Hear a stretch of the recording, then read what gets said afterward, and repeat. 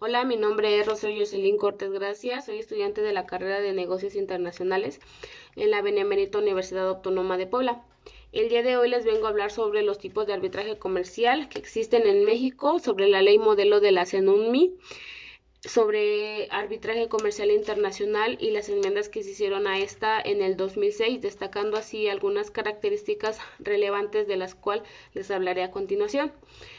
Como primer tema, dentro de los tipos de arbitraje comercial, lo vamos a manejar más bien como una clasificación que se tomó desde la perspectiva de lo que en México se utiliza.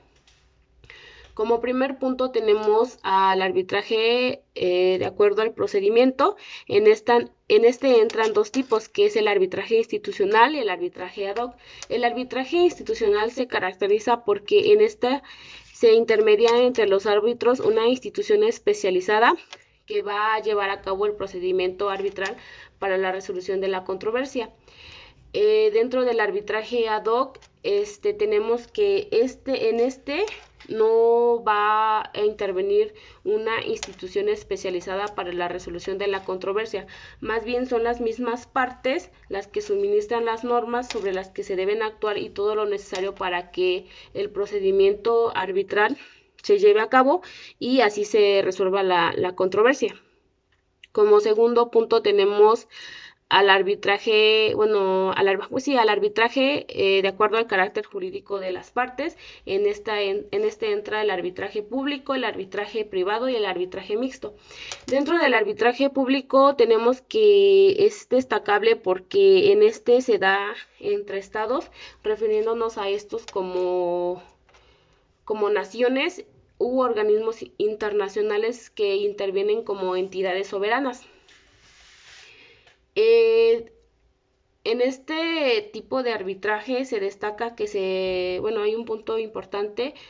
que nos dice que en este se tiene que generar acuerdos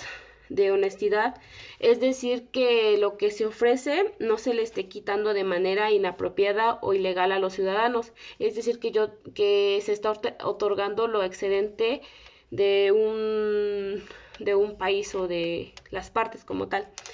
Dentro del arbitraje privado tenemos que este se da entre particulares, es decir, personas jurídicas, refiriéndonos a empresas, hablando de ellas desde una pyme hasta una empresa internacional. Dentro del arbitraje mixto es el que resuelve controversias de las relaciones que se tienen, bueno, que se da entre las partes de carácter público y de carácter privado. Y por último tenemos a otros tipos de arbitraje comercial en los que entran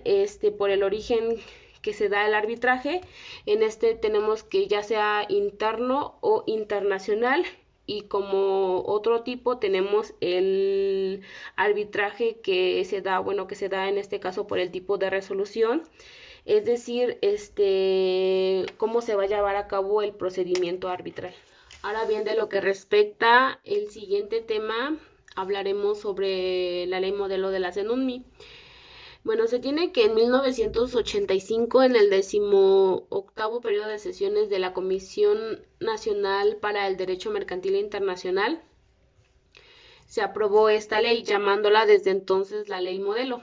que tuvo como fin ayudar a los estados a reformar y modernizar sus leyes sobre el procedimiento arbitral, a fin de que tuvieran en cuenta los rasgos peculiares y las necesidades del arbitraje comercial internacional. Sin embargo, en el 2006, en el 39º periodo de sesiones de la CENUNMI, se tuvo que enmendar esta ley para hacer frente a las considerables disparidades que tenían las diversas leyes nacionales sobre arbitraje, y se tuvo la necesidad de perfeccionar y armonizar, basándose en que las leyes nacionales solían ser inadecuadas para regular los casos internacionales.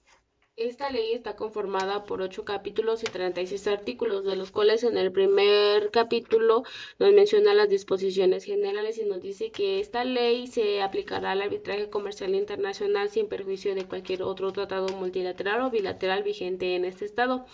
Dentro de las disposiciones de esta ley nos dice que se aplicarán únicamente si el lugar del arbitraje se encuentra en el territorio de este estado, a excepción de los artículos 8 y 9 que tratan del reconocimiento del acuerdo de arbitraje, el artículo 17H y el artículo 17I, que hablan de lo relativo a las medidas cautelares dictadas por el Tribunal Estatal, del artículo 17J relativo al reconocimiento y la ejecución de las medidas cautelares dictadas por el Tribunal Arbitral, el artículo 35 y 36 que hablan sobre el reconocimiento y la ejecución de laudos arbitrales. Al final nos menciona que esta ley no afectará a leyes nacionales y que no sean susceptibles de arbitraje. Dentro de este mismo capítulo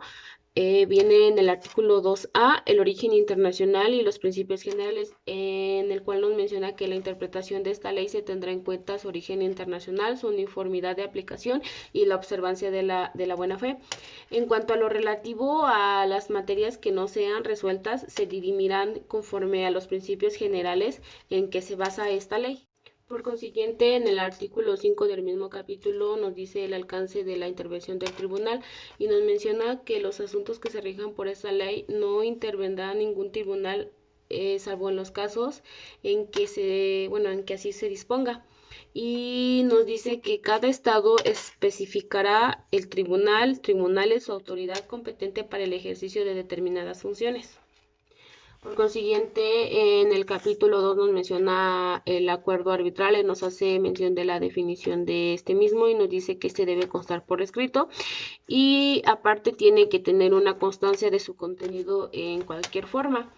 Dentro del capítulo 3 viene la composición del tribunal arbitral y en el capítulo 4 viene la competencia del tribunal arbitral y nos dice que este estará facultado para decidir sobre su propia competencia. Dentro del capítulo 4A nos viene las medidas cautelares y las órdenes preliminares. Dentro del capítulo 5 nos viene la sustancia de las actuaciones arbitrales y nos dice que en este nos menciona que se deberá tratar a las partes por igual y se deberá hacer valer sus derechos. Dentro del capítulo 6 viene el pronunciamiento del laudo y la terminación de las actuaciones. Dentro del capítulo 7 viene la impugnación del laudo y al final tenemos el capítulo 8 que viene en donde viene el reconocimiento y la ejecución de los laudos.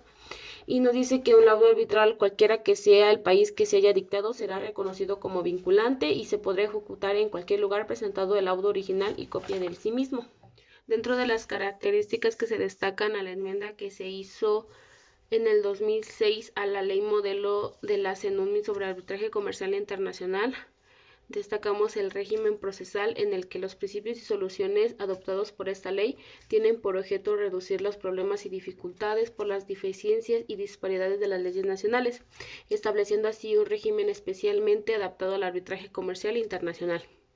En este se amplía el concepto de internacionalidad, no se hace ninguna definición al término comercial, pues se le da una interpretación amplia, se da otro aspecto en cuanto al ámbito territorial de aplicación y la aplicación de la ley modelo en general hace menos necesario la adopción de una ley extranjera. Cabe destacar que también hay una delimitación de asistencia y supervisión judicial, pues las partes acuerdan excluir a esta competencia. Otra característica que se destaca la encontramos en el acuerdo de arbitraje, pues en la versión original de 1985 de la disposición relativa a la definición y forma del acuerdo de arbitraje sigue de cerca al enunciado de la Convención de Nueva York, en el que se exige que el acuerdo conste por escrito. En la nueva ley modelo enmendada se exige que el acuerdo de arbitraje conste por escrito, pero se amplía el sentido tradicional a este concepto al equiparar de forma escrita con otro medio que deje constar de su contenido en cualquier forma.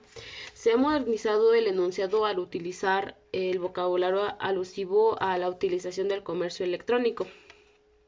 Otro punto destacable dentro de este mismo se Se menciona que se deberá permitir a toda parte interesada en acogerse a los derechos que puedan corresponderle, en virtud de que las leyes o los tratados del país donde se invoque el acuerdo de arbitraje podrá obtener el reconocimiento de validez de ese acuerdo de arbitraje. Por último, tenemos la característica de la competencia del tribunal arbitral, en el que se adoptan dos principios: el principio de competence, que indica que el tribunal podrá decidir acerca de su propia competencia, y el de separabilidad de la cláusula compromisoria, en el que supone que ésta deberá considerarse un acuerdo independiente de las demás condiciones del contrato.